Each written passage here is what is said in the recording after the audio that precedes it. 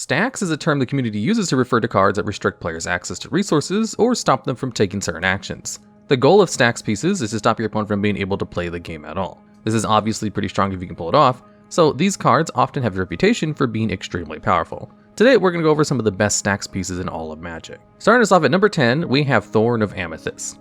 This is an artifact with a mana cost of 2 and the ability where all non-creature spells cost 1 more to cast, including your own. Before we continue, we should give a quick shout out to Sphere of Resistance, a very similar card that makes all spells cost 1 more mana to cast, no matter what type they are, though it's slightly worse than Thorn is. Making every spell your opponent tries to cast cost 1 more mana is really annoying. It makes developing their board take a lot longer.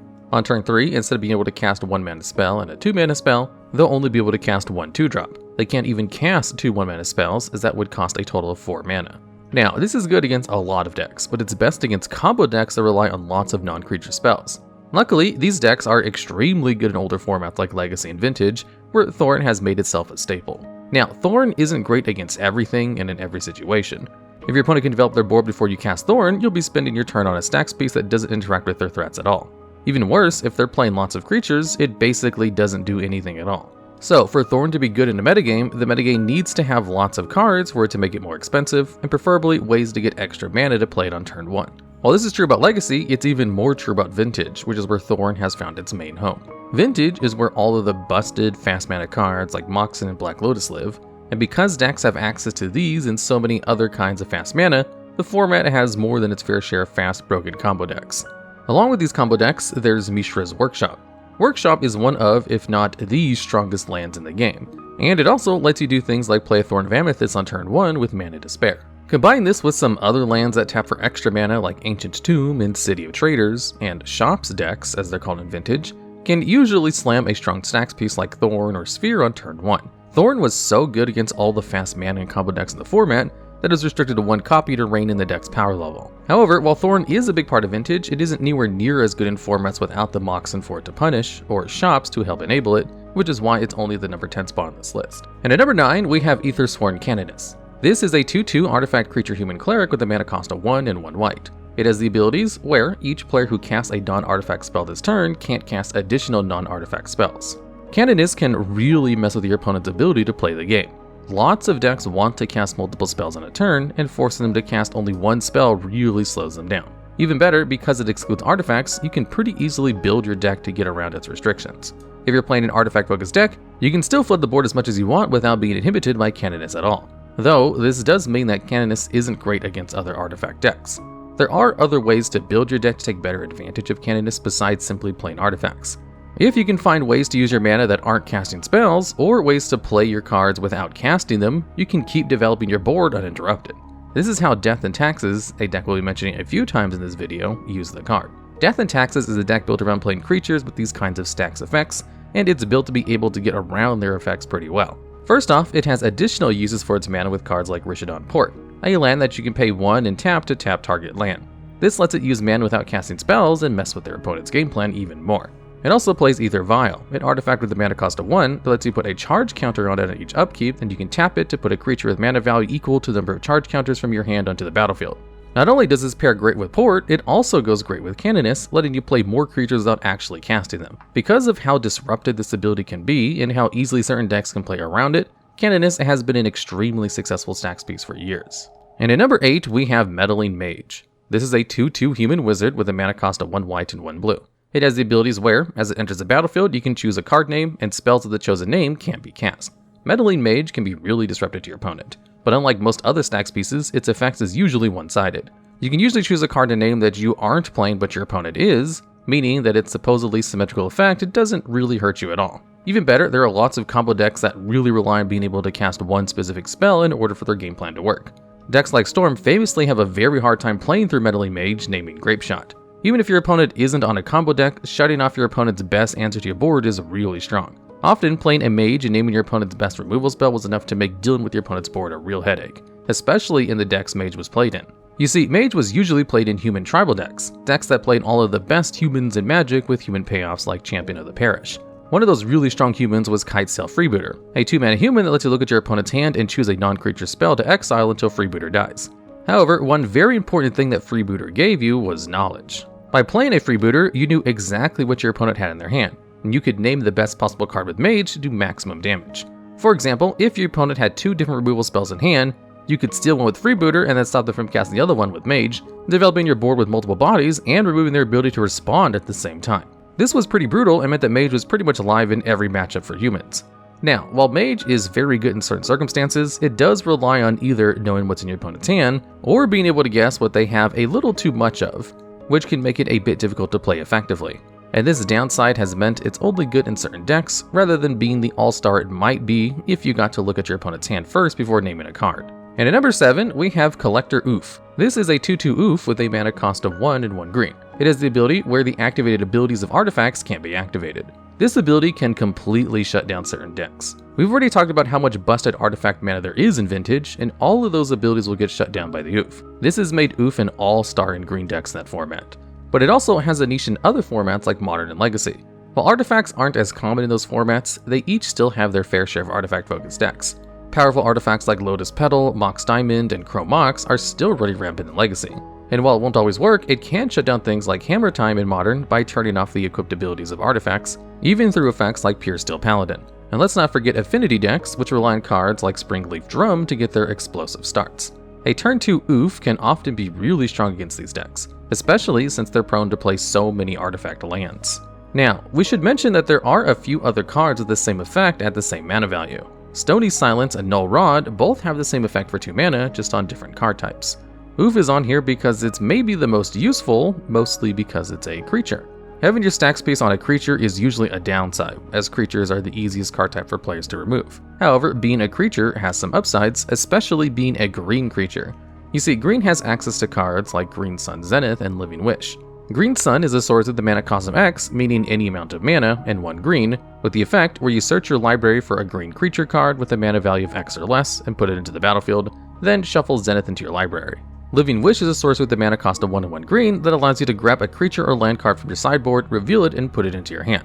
Because of these cards, decks had more access to Ouphe than any other cards with this same effect, meaning that it's seen more play than cards like Null Rod that could be played in any deck. Because of how searchable it is, Ouphe is the most powerful version of this effect. And at number 6, we have Tabernacle of the Pendrell Vale. This is a legendary land with the ability where all creatures gain the ability, at the beginning of your upkeep, destroy this creature unless you pay 1.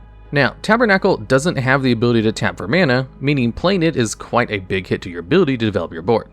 Despite this, Tabernacle is still an insanely powerful card that's really strong against any deck trying to play creatures. It's basically impossible to swarm the board with Tabernacle up, but even if your opponent isn't trying to go wide, it's a headache. As we've said already in this video, even losing 1 or 2 mana on a turn can completely mess up your plans. This is more than enough to make this card extremely powerful. But what makes it even better is how easy it is to find when you need it. Not only can you use cards like the previously mentioned Living Wish to grab it out of your sideboard, but there are tons of great land tutors in Legacy like Crop Rotation and Sylvan Scrying. All of this together makes Tabernacle one of the most important cards in lands decks in Legacy. A deck that specializes in using these land tutors to find strong hate pieces like Tabernacle or to find combo pieces. This is Tabernacle's main home, as most other decks get punished too much by its effect to play it. And at number 5, we have Ensnaring Bridge. This is an artifact with a mana cost of 3 and the ability where creatures with power greater than the number of cards in your hand can't attack. This card can make it so that almost no creatures can attack, and if you manage to empty your hand, the only creatures that can attack will be 0 power creatures, which for obvious reasons won't be an issue. This can make it pretty much impossible for you to lose as long as your opponent isn't able to answer the bridge. This was so strong that Bridge was the main lock piece of a deck called Lantern Control at one point. How the deck worked is that it would empty its hand so your opponent could never attack with Bridge in play. Then it'd use Lantern of Insight to make both players play with the top card of their library revealed, and use cards like Codex Shredder to mill the top card of your opponent's library if they were going to draw an answer to Bridge. This made it basically impossible for their opponent to do anything, and they would slowly deck out over the course of many turns. This deck hasn't been very good since Mox Opal was banned in Modern, but that hasn't stopped Bridge from seeing play. Nowadays, it's played as part of sideboards for Karn the Great Creator to grab matchups where it's useful in both Modern and Legacy. Bridge is one of those cards that can really just win entire matches on its own. And at number 4, we have Trinisphere. This is an artifact with a mana cost of 3 and the ability where, as long as it's untapped, all spells that would cost less than 3 mana to cast cost at least 3 mana instead. For example, a Lightning Bolt will cost 2 and 1 red, rather than a single red mana. This is a huge pain for a ton of decks to try and play against. Players will generally try to make their decks as efficient as possible, and this usually means running tons of cheap 1 mana spells. If your opponent is trying to cast a bunch of 1 or maybe sometimes 2 mana spells, Trinisphere is basically a super sphere resistance, making every spell cost way more mana to cast. Even better, this tax, like the sphere tax, also applies to spells that try to free cast themselves, like Force of Will and Daze. This means that even if your opponent exile cards from their hand to free cast their Force of Will, they will still have to pay 3 mana to cast it. This makes it so that the hyper-efficient decks that can kill you in a single turn can barely even function. Cards like Dark Ritual, which are normally amazing combo enablers, are now basically completely useless. It's hard to express how much playing a Trinisphere hurts these decks, and that's why mono-red prison decks are built entirely on slamming it or other powerful Stax pieces in play as quickly as possible. Using cards like Ancient Tomb and City of Traders alongside a Simian Spirit Guide, these decks can slam these cards into play as soon as the first turn of the game. After playing a Stax piece, these decks will usually just play a threat like Goblin Rabblemaster and try to kill their opponent pretty quickly. The fact that playing a single threat can win you the game after playing a card like Trinisphere really shows just how strong of a Stax piece it is. And at number 3, we have Thalia, Guardian of Thraben. Thalia is a 2/1 legendary human soldier with a mana cost of 1 and 1 white. It has First Strike, meaning it deals damage before creatures without First Strike, and the ability where non-creature spells cost 1 more to cast. This is basically just Thorn of Amethyst on a body, but that body makes this card go from a strong card in some metas to a format-defining staple. Whereas playing Thorn doesn't really affect the board at all, Thalia can put pressure onto your opponent and start chipping away at their life total. It also lets it slot more naturally into creature-based strategies. Death and Taxes is basically all about playing bodies that mess with your opponent's ability to play the game. The combination of developing a board while also taxing your opponent means that not only does your opponent have a harder time comboing off or developing their game plan, but they also have a harder time interacting with your board. One of the best things about Thalia is that even if your opponent answers it right away, it forces them to pay extra mana to kill it, often making them use up their entire turn. Combine this ability to tax mana with cards like Rishadan Port to tap their lands and Ether Vial to pull you further ahead in tempo, and you have a deck that can completely put out a board full of damage while also taxing your opponent enough to compete with the hyper-powerful combo decks in Legacy. Thalia is the flagship card of the deck, and probably the most consistently powerful card in the entire strategy. And at number 2, we have Blood Moon. This is an enchantment with a mana cost of 2 and 1 red. It has the ability where all non-basic lands are mountains. We should mention Magus of Moon as well, a 2/2 creature with the same mana cost that has the same ability, but is generally worse due to being easier to remove. Anyway, Blood Moon can make it impossible for your opponent to play the game at all. If your opponent only has non-basic lands in play, all their lands will only be able to tap for red mana, making it impossible for them to cast the majority of their spells. Most decks will try to play as many non-basic lands as they can, as they're generally a lot more powerful than basic lands. This makes them extremely susceptible to Blood Moon, and most decks in the metagame will just fold to a Blood Moon resolving. This is compounded by the fact that red doesn't get access to enchantment removal, meaning that once all their lands are mountains, they won't be able to answer it unless they happen to draw a basic land of a different color. This is the main reason why prison decks in formats like Legacy are mono-red, so they can play Blood Moon without having to worry about it affecting them. Blood Moon is extremely important for the game overall, as it, and cards like it, are really important for stopping 4 and 5 color decks from being the best decks in every format. Blood Moon preys on decks that play greedy mana bases, and the more non-basic lands players play, the better Blood Moon gets. Despite how powerful Blood Moon is, there's one Stax card that's still even better. And at number 1, we have Chalice of the Void. This is an artifact with a mana cost of XX, meaning the same amount of mana twice. It has the abilities where it enters a battlefield with X charge counters on it, and whenever a player casts a spell with mana value equal to the number of charge counters on it, you counter that spell. We've talked about how decks will often concentrate around the cheapest spells they can play. This means that a Chalice with X equals 1 can often shut off a huge amount of someone's deck, and for only 2 mana. 1 mana spells happen to be some of the strongest cards in the game. There are strong 1 mana threats like Delver of Secrets and Death's Shadow, interactions like Lightning Bolt and Thoughtseize, and amazing cantrips like Brainstorm and Ponder that decks will rely on to accomplish their game plans. Whereas cards like Thorn and Trinisphere make their spells cost more mana and make them less efficient, Chalice can make them entirely dead cards. And without these incredibly important spells, these decks basically won't be able to play.